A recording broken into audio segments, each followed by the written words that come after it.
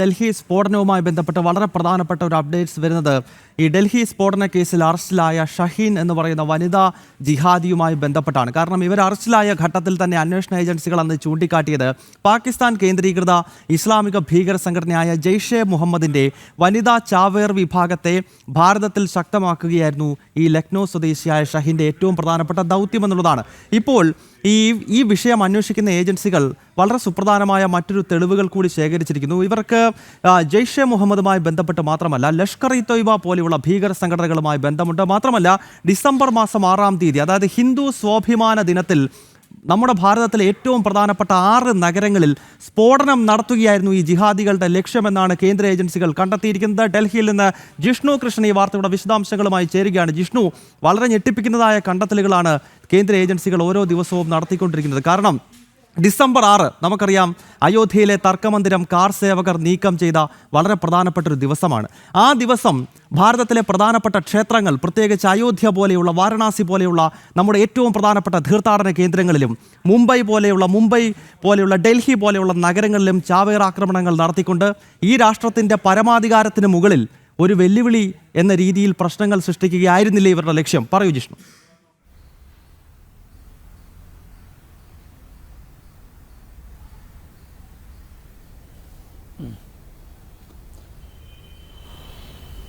ഗൗതം, നിലവിൽ ഈ കേസുമായി അറസ്റ്റിലായിട്ടുള്ള വനിതാ ഡോക്ടർക്ക് അന്താരാഷ്ട്ര ഭീകര സംഘടനകൾ, പ്രത്യേകിച്ച് പാക് കേന്ദ്രീകൃത ഭീകര സംഘടനകളുമായി അടുത്ത ബന്ധമുണ്ട് എന്നുള്ളതാണ് NIA കണ്ടെത്തിയിട്ടുള്ളത്. ഒപ്പം ഗൗതം ചൂണ്ടിക്കാട്ടിയതുപോലെ നിലവിൽ ചെങ്കോട്ടയിൽ നടന്ന സ്ഫോടനം അത് അത്തരത്തിലായിരുന്നില്ല ഭീകര സംഘടനകൾ ആസൂത്രണം ചെയ്തത് എന്ന നിഗമനത്തിലേക്ക് കൂടിയാണ് അന്വേഷണ സംഘം എത്തുന്നത്. കൂടെയുള്ളവർ മുഴുവൻ പിടിയിലായപ്പോഴാണ് ആ ഒരു ഓപ്പറേഷൻ ഭീകരർ അത്തരത്തിൽ നടത്തിയിട്ടുള്ളത്. അതിന് പകരം ഡിസംബർ 6-ന് ഗൗതം ചൂണ്ടിക്കാട്ടിയതുപോലെ അയോധ്യയിലെ തർക്കമന്ദിരം നീക്കം ചെയ്ത ആ ദിവസത്തിൽ രാജ്യത്തെ പ്രധാനപ്പെട്ട നഗരങ്ങളിൽ സ്ഫോടനം നടത്താൻ പാക് കേന്ദ്രീകൃത ഭീകര സംഘടനയായിട്ടുള്ള ജെയ്ഷെ മുഹമ്മദും ലഷ്കർ ഇ തൊയ്ബയും ഭീകര സംഘടനകളും പാക് ചാര സംഘടനയായിട്ടുള്ള ISIയും ചേർന്നൊരു വമ്പൻ ആസൂത്രണമാണ് ഭാരതത്തിനകത്ത് നടത്താൻ ശ്രമിച്ചത്. അത് ഭാരതത്തിന്റെ സുരക്ഷാ സേനയുടെയും ഇന്റലിജൻസ് വിഭാഗത്തിന്റെയും വളരെ കൃത്യമായ ഇടപെടലിലൂടെ അത്തരം നീക്കം തകർക്കാനും വൻ സ്ഫോടക ശേഖരം പിടിച്ചെടുക്കാനും ഭീകരരെ പിടികൂടാനും സാധിച്ചിട്ടുണ്ട്. ഇപ്പോൾ ഈ കേസുമായി ബന്ധപ്പെട്ട് ചെങ്കോട്ട സ്ഫോടന കേസിൽ അറസ്റ്റിലായിട്ടുള്ള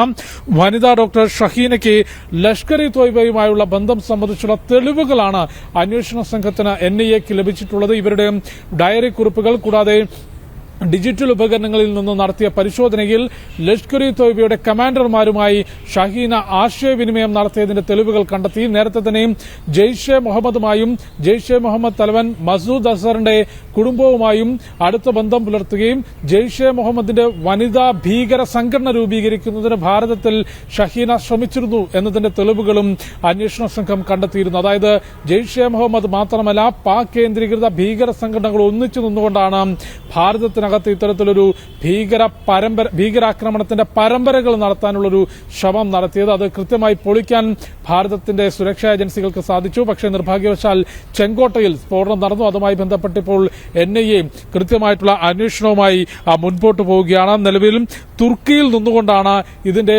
ആസൂത്രണം നടന്നിട്ടുള്ളത്. ഈ ഡോക്ടർമാരെ ഏകോപിപ്പിക്കുന്നതിനും അതിന് ഷഹീനയ്ക്കും കൃത്യമായിട്ടുള്ള നിർദ്ദേശങ്ങൾ നൽകിയിരുന്നതും തുർക്കിയിൽ നിന്നായിരുന്നു അതായത് ഒരു അന്താരാഷ്ട്ര തലത്തിലേക്ക് ഈ കേസിന്റെ അന്വേഷണം മുൻപോട്ട് പോവുകയാണ്. NIAയുടെ പ്രത്യേക സംഘം, 10 അംഗങ്ങളടങ്ങുന്ന പ്രത്യേക സംഘമാണ് ഈ കേസിന്റെ അന്വേഷണം നടത്തുന്നത്. ഗൗതം, ഡൽഹി സ്ഫോടനവുമായി ബന്ധപ്പെട്ട് വളരെ പ്രധാനപ്പെട്ട അപ്ഡേറ്റ്സ് വരികയാണ്. അറസ്റ്റിലായ ഷാഹിദ് എന്ന് പറയുന്ന വനിതാ ചാവേറിന് ജെയ്ഷെ മുഹമ്മദുമായി ബന്ധം മാത്രമല്ല, ലഷ്കർ ഇ തൊയ്ബ പോലെയുള്ള ഇസ്ലാമിക ഭീകര സംഘടനകളുമായും ബന്ധമുണ്ട് എന്ന വളരെ പ്രധാനപ്പെട്ട വാർത്തയാണ് ജിഷ്ണു കൃഷ്ണൻ ഡൽഹിയിൽ നിന്നും പങ്കുവച്ചത്.